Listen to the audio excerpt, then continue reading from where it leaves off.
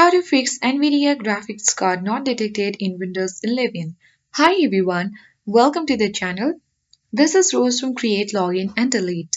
Without further ado, let's get right into the video. First, right-click the Windows Start button. Select Device Manager. Now click the View tab at top right. Now choose Show Hidden Devices. And after that, expand Display Adapters. After that, you need to check if your Nvidia card appears. Then restart your computer and see if the issue persists. If this didn't work for you, click on Start Again and then go to Settings. Now click on Windows Update at bottom left corner. Check for Advanced Options and now scroll down and click on Optional Updates. Now you need to select the driver updates and choose Available Updates for your GPU and click Download and Install button. And then you need to simply click on your start icon again and restart your computer. Now check if your issue persists or not. If not, you need to simply uninstall problematic Windows Update.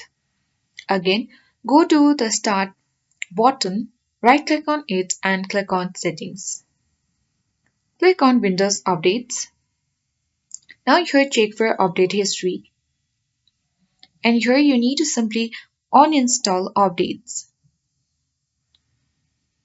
Select the latest update and uninstall it and restart your computer to check if the issue is resolved. You can even enable the graphics card. For that, you need to click on Windows search bar and type in Device Manager. Click on Open at right panel and now again expand the display adapters. If the Nvidia graphics card appears on this section, you simply need to right-click on your Nvidia GPU and select Enable Device if available. If already enabled, you need to update the driver and search automatically for drivers to find the latest version. And after that, restart your computer. By following all the steps, your issue of Nvidia graphics card not detected in Windows 11 must have fixed. I hope this guide was helpful. If it was, then do like, share, comment, and don't forget to subscribe. Thank you for watching and see you in the next video.